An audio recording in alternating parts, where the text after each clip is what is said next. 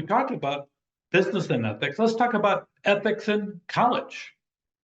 Really, when you start focusing in on ethics, you have three different levels you'll have to deal with, whether it's college or business.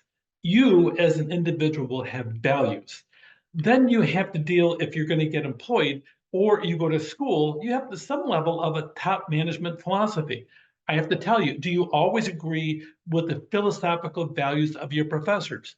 Well, hopefully the professors actually don't try to pump personal values that they're teaching topic, but no matter how good we are, you're going to see some of our values coming across on perspective as to how they're conveying the truth. It's part of being human in the process. Sometimes that's good, but sometimes people would take offense. That's why originally the original we have is called tenure, is because of the fact to protect people that are on the cutting edge of knowledge at a college. So you'll have some of that, but pay attention to it. Don't adopt them unless you like what they're saying and you believe in the same process. So you have your own values, you'll have the organization, and then that type of values that are all around you. And you'll have really a cultural aspect of trying to sit down and impose those values or perspective on you. And that's actually part of what we call about laws in the process. Laws are nothing more than the group of collectiveness of a culture saying, this is bad. Now, some people think that killing people is a bad thing. We call it murder. Wait a minute. Where's that come from? Well, let's come back over here. A lot of individuals believe that murder is a bad thing. They sat down and says, this is the real problem. The environment says, this is the problem. Everybody agrees. So we passed laws saying, if you kill somebody, here is the punishment for you as an individual. Yes.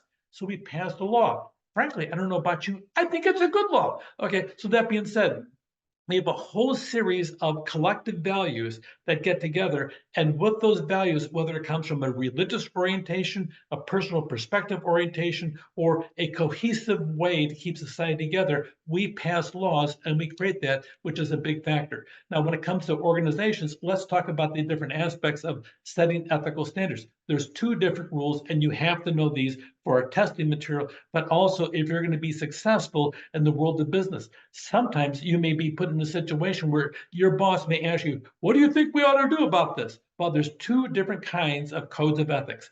One is compliance-based, saying, if you do this, this will happen to you. We will fire you. We will suspend you. We will put a bad memo in your file. If you do that, yes, and we may even waterboard you. No more waterboarding? Okay, we won't waterboard you. Okay, but that being said, the reality is don't do these or bad things will happen to you. Or the integrity. We believe as an organization that all of our managers should sit down and have honesty on a regular basis. By honesty, we mean doing your work instead of being on the computer and shopping on Amazon. Therefore, we're going to sit down and have a few things. It's more of an honor system where you're telling that here's our values we want you to measure up. Now, frankly, I'd use both of them in the same organization. I have a whistleblowers policy over here, but I also have the aspect of compliance based. Here's what you have. But I approached it differently in the organizations that I've been involved with. Literally, I have integrity based ethics code. I have 7 different groups. I encourage all of them to come up with their ethics code. I met with them in different types of meetings, but I have them all write their own ethics code. And I have used those ethics code in disciplinary action.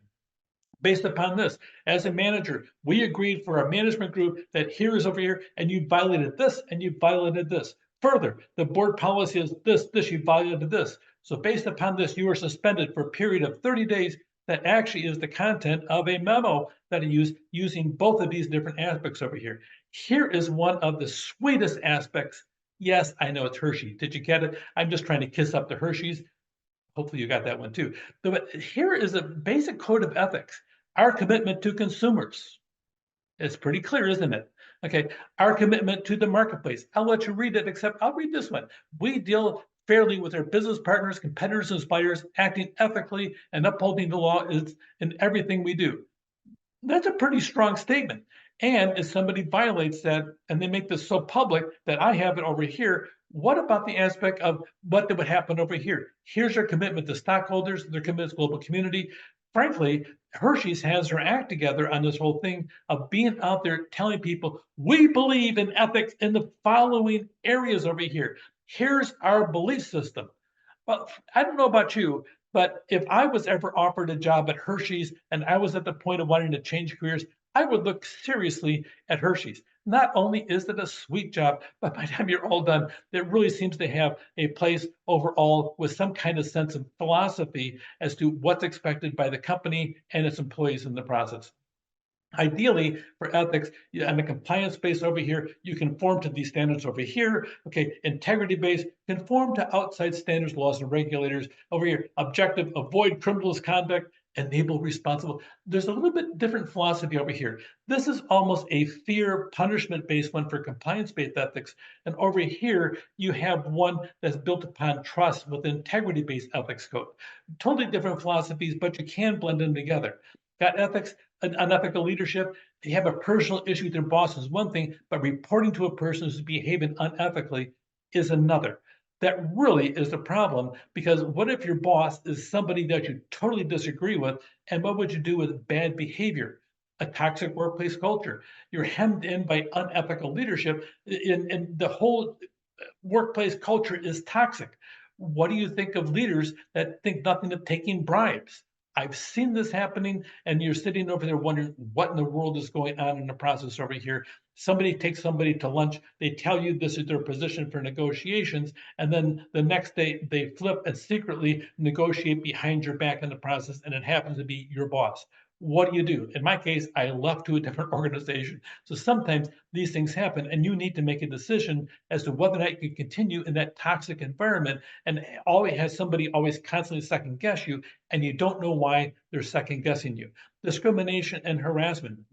Laws require, especially in California, with different laws about making certain there's equal employment opportunity. But what if you have somebody that's a flat out racist and they're opposed to this group of people over here?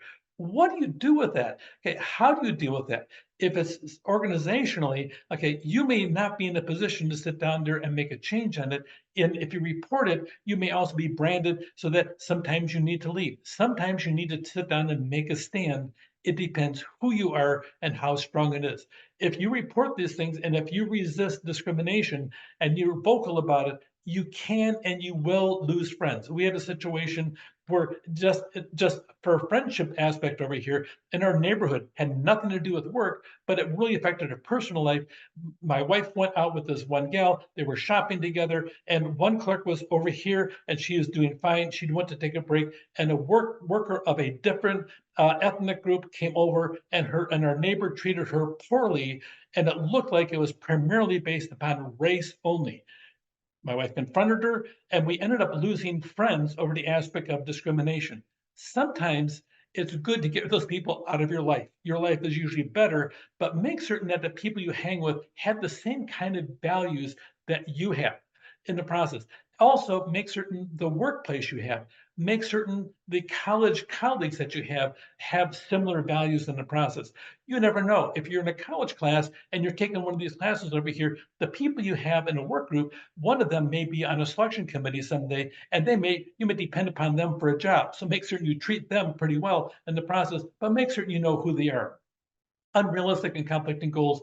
Your organization sets goals. It could be a sales figure or product number. It could be unrealistic. Do you squeak about it? You can't possibly do that unless you cheat in the books in the process. So you have different aspects of it. So some leaders do that just to make themselves look good. By the time you're all done, using technology, one survey found 64% of employees visit non-work related websites during the workday.